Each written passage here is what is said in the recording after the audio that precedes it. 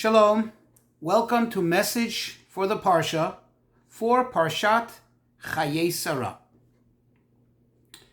In this Parsha, unfortunately, right in the beginning, we learn about the passing of the first matriarch of our people, Sara Imenu. Our mother Sara passes away. And immediately, Avram sets her husband, the patriarch of our nation, sets out to find a plot in which to bury her. And he approaches the people who own the property which he has his eyes on. Today we know it as Ma'arat HaMachpelah, the cave of the patriarchs in Hebron. But at the time, it was just an ordinary cave. They didn't understand its significance. But yet, when Avram approached them and said, "Please, I would like to purchase this land," they said, "Oh no, we would rather gift it to you." Understand that Avram was one of the most famous people, if not the most famous person of his time. And he was highly regarded by anybody that had any sense and understanding of what's right and wrong, as he was the one who represented the belief in the one God and in doing kindness. And he was a special person. So they wanted to gift it to him. And they insisted. And they said, "No, we want to give it to you as it's an honor for us." But yet Avram continuously and emphatically insists on purchasing it. Not only purchasing it, but he was stubborn about paying its full value, all that it's worth, not even receiving any discount. And the question is, why? And what can we learn from this? There are many answers that are given. There are many angles. The Rebbe explains this beautifully in many different ways. But I want to focus on one thing that really serves as a great lesson for all of us. You see, the Zohar tells us about an incident which happens many years later. In fact, with his descendants, the children of Israel, after they left Egypt, and they were spending time in the desert. And Hashem was providing them with food, with the manna. And at a certain point, not all of the people, but a group of the people, some of the people, complained. They were rebel rousers. And what was their complaint? They said, "Oi, we remember how much we miss the food which we ate in Egypt.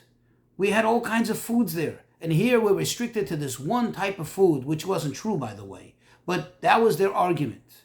So they said, quote, "Zacharnu et hadaga she'echalnu b'Mitzrayim chinam." We remember the good food which we ate in Egypt for free. They added the word "for free."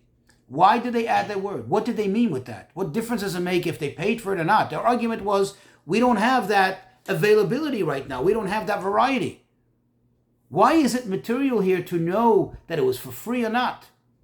Rashi tells us that what they meant with the word free was that it was free from any obligation, free from service of Hashem, free from mitzvot.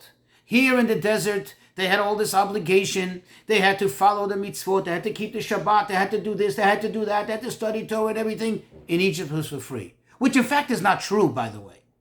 It was patently false. Because in Egypt, they were paying the highest price by virtue of the fact that they were slaves. But that doesn't matter. Their argument was it was for free.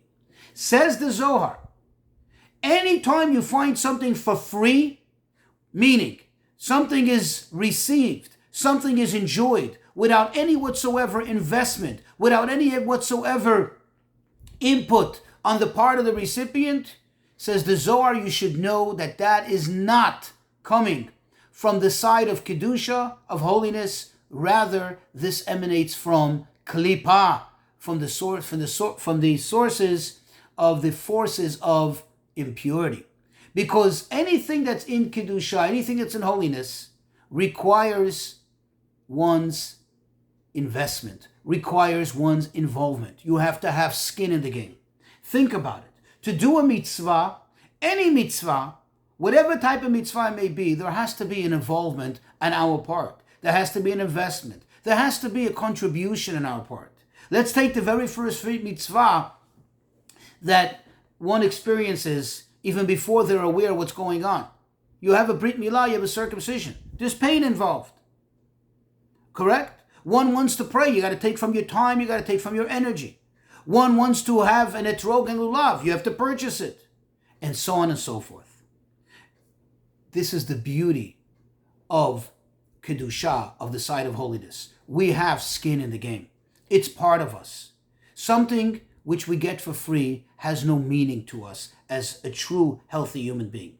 And I will conclude with this, that the Arizal, Rabbi Yitzchak Luria, the father, the master of Kabbalah, he said about himself that the reason he attained such high, tremendous levels, the spiritual levels which he attained, and according to some sources, or in some ways even greater than that of Moses himself, was a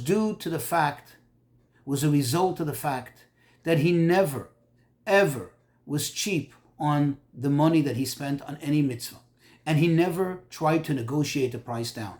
He always allowed himself, he always was ready and eager to spend money on a mitzvah. That's how special it is to spend on a mitzvah. May God always give you the means to be able to do and spend on mitzvot abundantly without any worry whatsoever.